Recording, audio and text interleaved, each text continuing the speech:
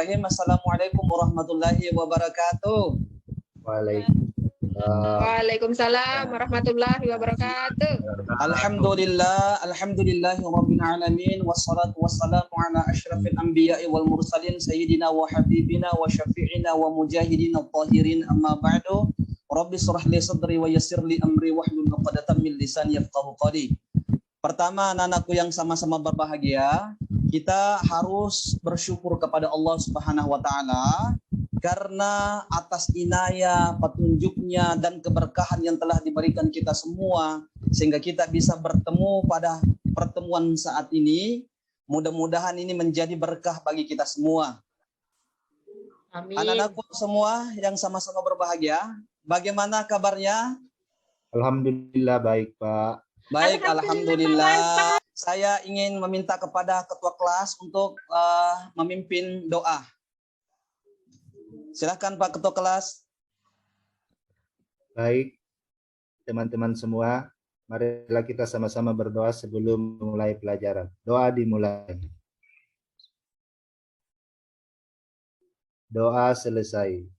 Beri salam kepada Bapak Guru. Assalamualaikum warahmatullahi wabarakatuh. Waalaikumsalam warahmatullahi wabarakatuh. Baik anak-anakku, sebelum kita lanjut, saya ingin mengabsen dulu. Kira-kira siapa yang tidak hadir? Pak Arhanuddin di mana ya? Saya tak perhatikan tadi tidak ada. Oh, Pak Arhanuddin izin, Pak. Izin ya. Kita masuk materi kita pada hari ini. Silahkan perhatikan baik-baik dalam slide yang ada, yang saya ingin tampilkan di hadapan kita semua. Ya, Pak. Baik. Jelas semua terlihat ya? Jelas, Pak. Ya, Pak. Jelas? Ya, Pak. Oke. Diperhatikan dengan baik-baik ya. Yang kita akan bahas pada pertemuan hari ini adalah perilaku taat, kompetisi dalam kebaikan, dan etos kerja. Saya ingin paparkan dulu tujuan pembelajaran, apa yang kita ingin capai, yang kita dapatkan dalam yang kita pelajari dalam pembelajaran ini. Yang pertama, kita akan bersikap taat, aturan, tanggung jawab, kompetitif dalam kebaikan ya anak-anakku semua. Kemudian membaca surah yang berkaitan dengan 3 pembahasan ini, kemudian menyebutkan arti, menjelaskan makna, menampilkan contoh. Kemudian nantinya kita akan kaitkan ya, perintah berkompetisi dalam kebaikan dan kepatuhan terhadap ketentuan Allah Subhanahu wa taala. Selanjutnya anak-anakku perhatikan ya, ada gambar yang saya ingin paparkan di atas. Anakku semua perhatikan ya. Lihat ya. Ada? Ya, Pak. Ya, Pak. Ini sebagai refleksi sebenarnya sebelum kita memulai pembahasan kita ini ya.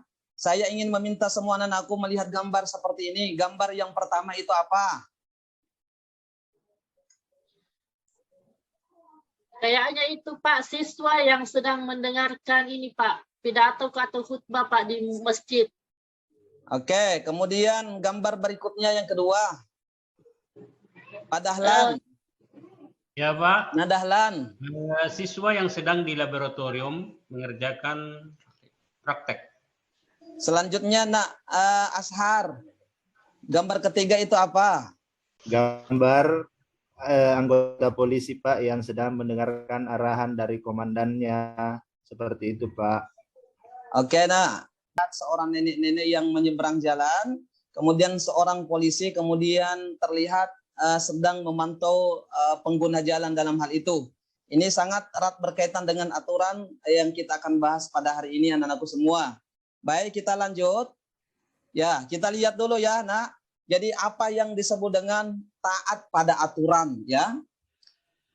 Kita lihat dalam slide, taat itu adalah berarti tunduk kepada siapa? Bisa kita tunduk kepada Allah, tunduk kepada pemerintah, tunduk kepada termasuk kepada orang tua kita. Ya, kemudian aturan itu adalah tindakan atau perbuatan yang harus dijalankan. Jadi kesimpulannya taat pada aturan adalah sikap tunduk kepada tindakan atau perbuatan yang telah dibuat oleh Allah Subhanahu wa taala, nabi, pemimpin, dan lain-lain. Baik, kemudian selanjutnya kita lihat ya, ayat yang berkaitan untuk menegaskan kepada kita bahwa ternyata memang ada perintah untuk taat aturan ya, nah, ya. Itu terdapat dalam surah An-Nisa tadi ini ya, menjelaskan tentang taat pada. Pak yang baca. Iya, ya Nak Dahlan, silahkan Nak Dahlan, betul. Ya, silahkan. Bismillahirrahmanirrahim. Ya ayyuhalladzina amanu atiullah wa atiur rasul amri minkum. Fa in tanaza'tum fi Syai'in faruddu ilallahi war rasul in kuntum mu'minuna billahi wal yaumil akhir. Zalika khairu wa ahsanu ta'wila. Oke, baik. Kemudian artinya Nasar bisa membaca mungkin ya. Bacakan teman-teman kita. Silakan. Artinya, hai orang-orang yang beriman, taatilah Allah dan taatilah Rasulnya dan ulil amri di antara kamu. Kemudian jika kamu berlainan pendapat tentang sesuatu, maka kembalikanlah ia kepada Allah atau Al-Quran dan Rasulnya atau sunnahnya. Maka kamu benar beriman kepada Allah dan hari kemudian. Yang demikian itu lebih utama bagimu dan lebih baik akibatnya. Itu. Mantap sekali ya. Nasar Nadahlan sudah membacakan ayatnya ya. Insya Allah berkah bagi kita ya. Ayat ini ya, saya ingin sampaikan kepada Anda semua, memberikan kita penjelasan bahwa dalam taat itu ada tiga unsur yang harus kita taati ya. Yang pertama kita harus taat kepada Allah, yang kedua taat kepada Rasul, yang kedua taat kepada ulil amri. Akan tetapi taat kepada Allah dan taat kepada Rasul itu adalah mutlak adanya ya. Jadi harus kita taat semua apapun yang dikatakan Allah dalam Al-Qur'an dan Nabi kita Rasul Muhammad itu dalam hadisnya kita harus taati. Yang kedua ingin disampaikan ke ayat ini juga mengatakan bahwa kalau memang terjadi perbedaan pendapat, nah ya kan itu pasti berbeda kita. Berbeda pendapat kita antara satu teman kita, mungkin ada persepsi kita yang berbeda. Jangan paksakan ya.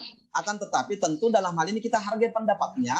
Dan paling penting adalah kembalikan itu adalah secepatnya kepada Allah dan kepada Rasulnya ya. Supaya tidak ada lagi perdebatan di antara kita. Itu selesai urusan nak ya. Oke, selanjutnya kemudian kita lagi kuatkan dengan hadis ya.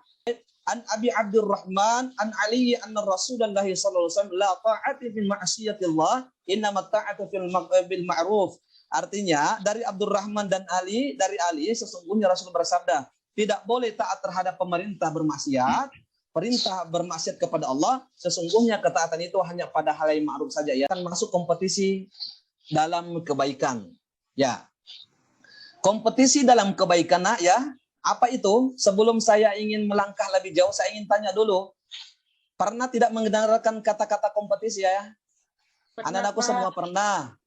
Coba diberikan dulu pengertian kompetisi itu apa artinya, tanpa melihat yang di atas. Saya Pak. Ya silahkan Bu, silahkan Nak Rahma. Yang saya pernah baca itu bukunya Pak Tok. Itu kompetisi dalam kebaikan, Pak. Maksudnya, Pak, kita berlomba-lomba dalam melakukan kebaikan. Baik itu untuk dunia maupun untuk akhirat, Pak. Begitu, ya Narahmah? Iya, Pak. Mantap sekali, 100, insya Allah. Subhanallah. Baik, betul sekali apa yang dikatakan oleh Narahmah, bahwa kompetisi dalam kebaikan ini adalah, pada intinya adalah, memerintahkan kepada kita untuk senantiasa berlomba-lomba dalam melakukan kebaikan. Ya, pertanyaan yang kemudian muncul adalah kenapa kita harus berlomba-lomba dalam melakukan kebaikan? Kenapa kita harus berlomba-lomba dalam kebaikan? Ya, saya tambahkan, ya karena pasti kita tahu bahwa ajal kita kan itu sudah ditentukan Allah. Kata Allah dalam Al-Quran, likulli ajalin, likulli ummatin ajalin, idza jaa ajalun yastakhiruna sa'atan wa la yastaqdimun. Bahwa setiap umat itu, orang itu sudah ditentukan ajalnya. Jadi kalau kita tidak berlomba-lomba, jangan sampai nanti ajal kita sudah datang, kita belum melakukan kebaikan. Nah, sementara yang bisa nantinya mengantarkan kita masuk ke surga, anak-anakku sama kan mau masuk surga ya? Iya, Pak. Tentu, pasti ya, tentu. Maka untuk masuk surga harus memperbanyak bekal yang banyak. Ya, makanya sebelum jauh datang menghampiri kita ajal kita, maka persiapkan bekal yang terbanyak itu. Oke, baik. Kemudian kita lanjut lagi ya. Ya, untuk perintah berlomba-lomba dalam kebaikan, kompetisi dalam kebaikan ini memang ditegaskan juga, diperintahkan Allah kepada kita. Ya, itu dalam surah An-Nisa ayat 59.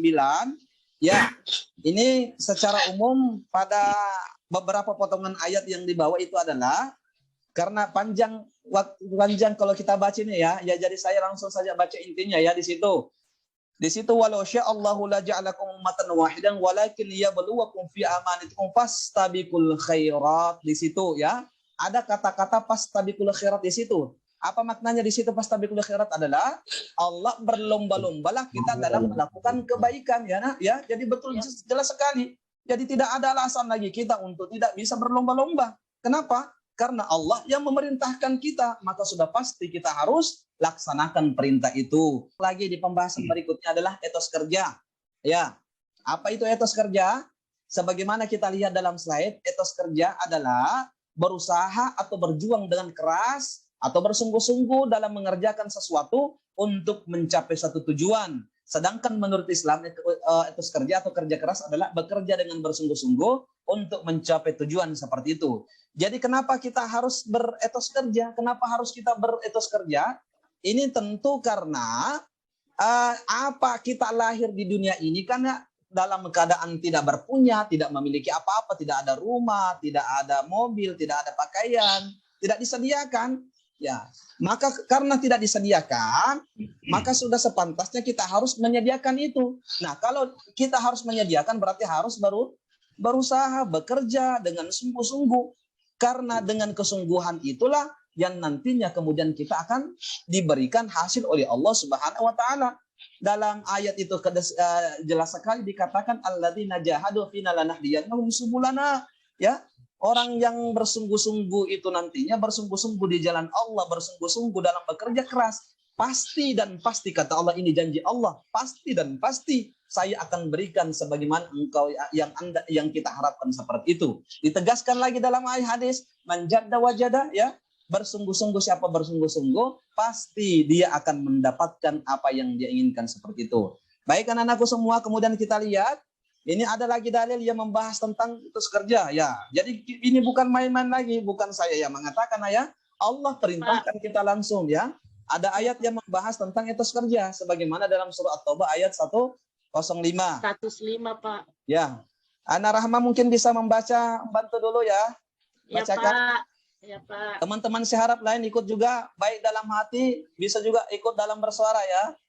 Ya, Pak. Bismillahirrahmanirrahim. Wa quli amalu fasyayarallahu amalakum wa rasuluhu wal mu'minun wa saturadduna ila alimil ghaibi wasyahadati fayunabbiukum bima kuntum ta'malun. Mantap, jempol 2 jari Rahma. Betul-betul membaca sesuai dengan makharijul hurufnya. Subhanallah, subhanallah. Yang lain mana suaranya? Oke, jadi apa artinya itu? Jadi di sini ayat membahas tentang adalah dalam ayat ditegaskan bahwa kata Allah, bekerjalah kamu, maka Allah dan Rasulnya dan orang-orang mukmin akan melihat pengerjaanmu.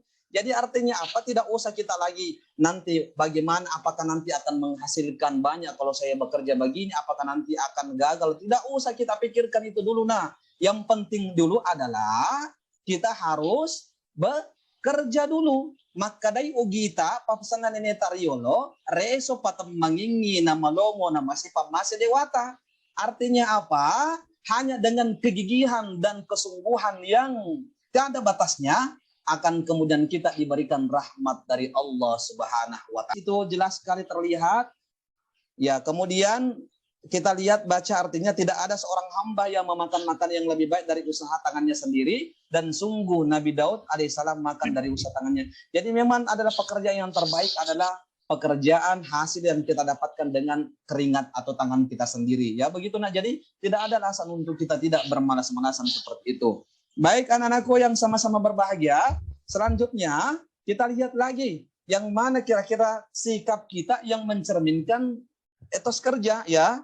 Yang pertama, bersungguh-sungguh dalam mengerjakan sesuatu agar meraih hasil yang maksimal, menjalankan sebaik-baiknya tugas, mengerjakan tugas dengan tepat waktu. Ini hanya contoh kecilnya saja, dan tentu anak-anakku semua bisa memberikan contoh terutama dalam kehidupan kita sehari-hari.